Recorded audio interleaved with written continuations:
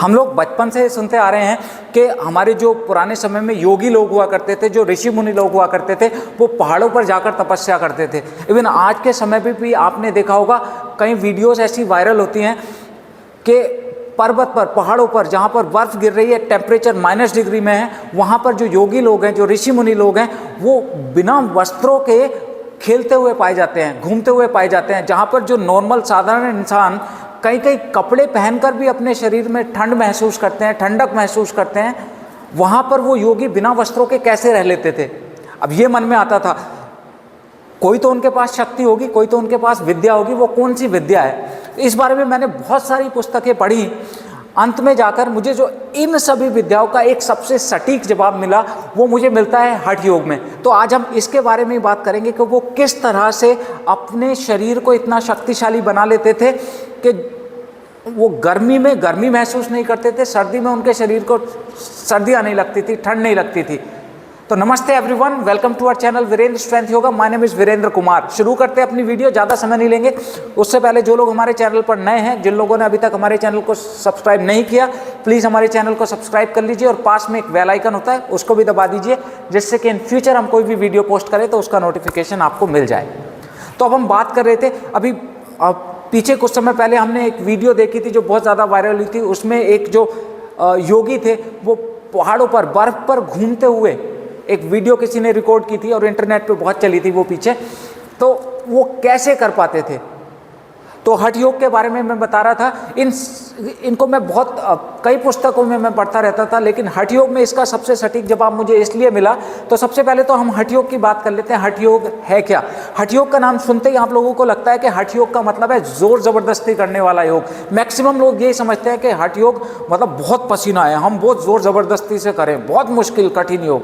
लेकिन हठ योग का जोर ज़बरदस्ती से कुछ भी लेना देना नहीं है, ये आप समझिए। बहुत भ्रांति फैली हुई है लोगों में। हठ योग का मतलब है अपने शरीर में सूर्य और चंद्रमा को बैलेंस करके। देखिए, हठ योग का जो उपदेश भगवान शिव ने सबसे पहले माता पार्वती जी को दिया था। भगवान शिव जो आदि योगी हैं, उन्होंने ही हठ योग इस ब्रह्मांड को दिया, इस संसार को दिया। उन्होंने हठ योग की व्याख्या करते हुए माता पार्वती को बताया था कि हमारे शरीर में सूर्य भी विद्यमान है, हमारे शरीर में चंद्र भी विद्यमान है, और हमारा जो पूरा शरीर है वो नाड़ियों से बंधा हुआ है।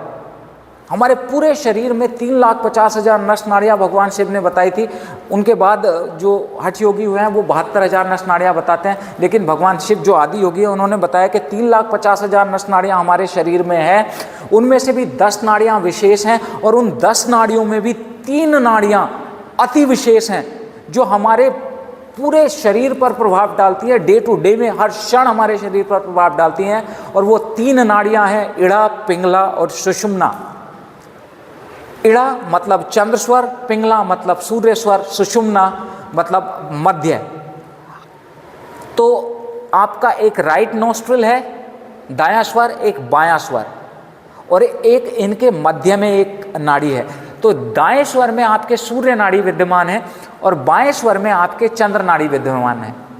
बड़े ध्यान से समझने वाली बात है। हठ योग के बारे में हम समझ रहे हैं, तो सूर्य और चंद्रमा, दायां सूर्य बायां चंद्रमा और बीच में सुषुम्ना। तो सूर्य और चंद्रमा को बैलेंस करके प्राण का प्रभाव, प्राण किसको बोलते हैं? श्वास, श्वासों का प्रभाव अपने सुषुम्ना में ले जाना, उसको हठ योग कहा गया है।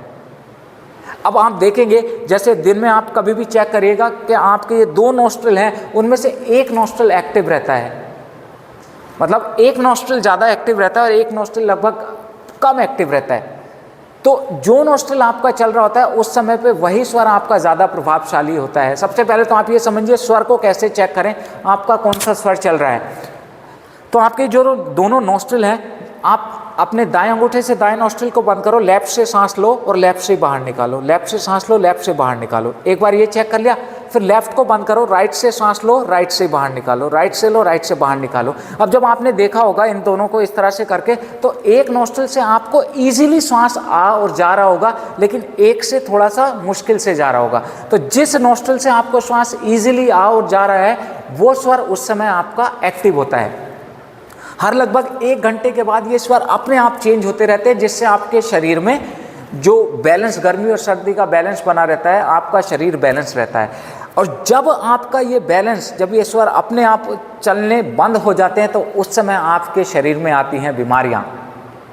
तो योगी लोग क्या करते थे, वो लोग अपने सूर्य और चंद्र पर को साध लिया करते थे, वो साधना किया करते थे सूर्य और चंद्र स्वर की। फिर उनको क्या करना होता था, जब भी वो चाहें वो अपने हिसाब से अपने सूर्य और लेफ्ट स्वर को एक्टिवेट कर पाते थे, उसको सक्रिय कर पाते थे। अब सूर्य स्वर और चंद्र स्वर को साधते कैसे हैं, ये भी लोगों का क्वेश्चन होता है कि किस तरह से साधा जाए।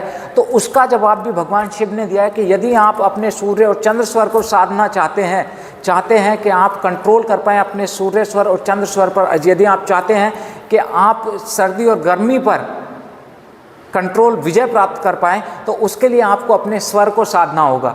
और स्वर साधने के लिए भगवान शिव ने बताया है कि आपको नाड़ी शोधन प्राणायाम का अभ्यास करना चाहिए।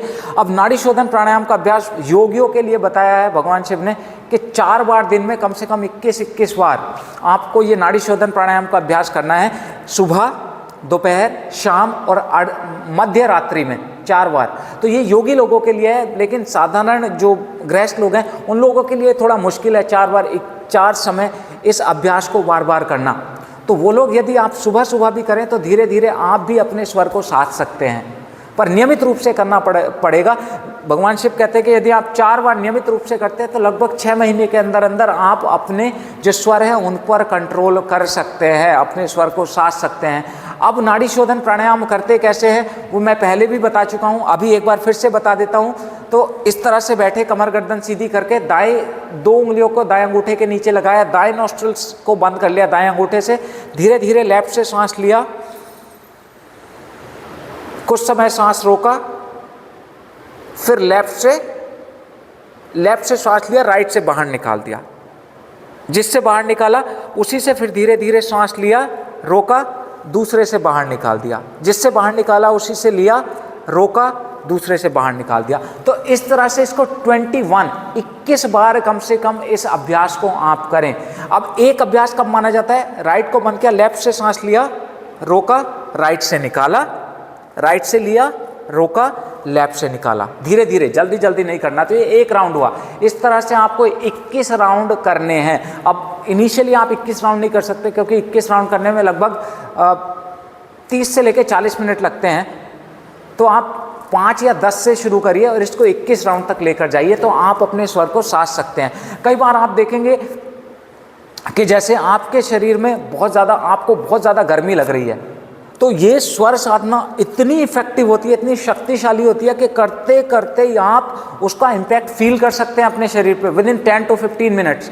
जैसे आपके शरीर में बहुत ज़्यादा गर्मी लग रही है तो आप 10 मिनट बैठ के चंद्र नाड़ी से श्वास लीजिए और सूर्य से बाहर निकालिए 10 से 15 मिनट। तो गर्मी लग रही है तो क्या करें, सूर्य स्वर को बंद कर लो और लेफ्ट से सांस लो 10 से 15 मिनट, राइट से बाहर निकालो, लेफ्ट से सांस लो, धीरे धीरे राइट से बाहर निकालो। चाहो तो आप सांस को रोक भी सकते हैं, मतलब लेफ्ट से ही लेना है और राइट से बाहर निकालना है। तो 10 से 15 मिनट आप करेंगे इसको तो आप देखेंगे जो आपके शरीर में गर्मी लग रही थी ना, आपको अंदर से ठंडक का एहसास होने लगेगा। इतना पावरफुल होता है ये अभ्यास।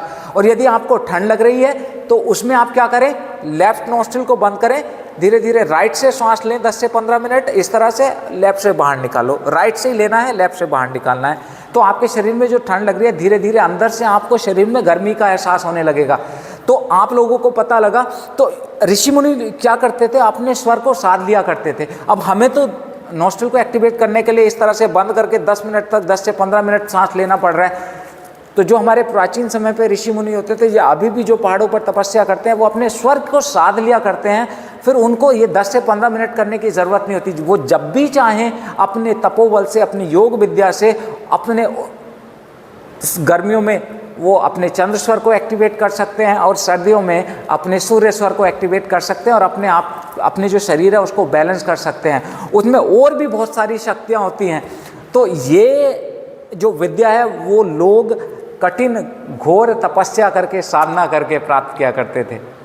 तो ये कैसी जानकारी लगी दोस्तों, मुझे बताइएगा ज़रूर। अच्छी लगी है तो ज़्यादा से ज़्यादा लोगों तक शेयर करिए और आप भी इन अभ्यासों में से कुछ अभ्यासों को अपनाकर अपने दैनिक जीवन में बहुत लाभ उठा सकते हैं। और यदि किसी टॉपिक पे हमसे वीडियो बनवाना चाहते हैं तो नीचे कमेंट में लिख दीजिएगा, हम कोशिश करेंगे उन कमेंट को पढ़ के आपके लिए वीडियो बनाने की। तो आज के लिए तो बस इतना ही, मिलेंगे अपनी नेक्स्ट वीडियो में, तब तक के लिए नमस्कार।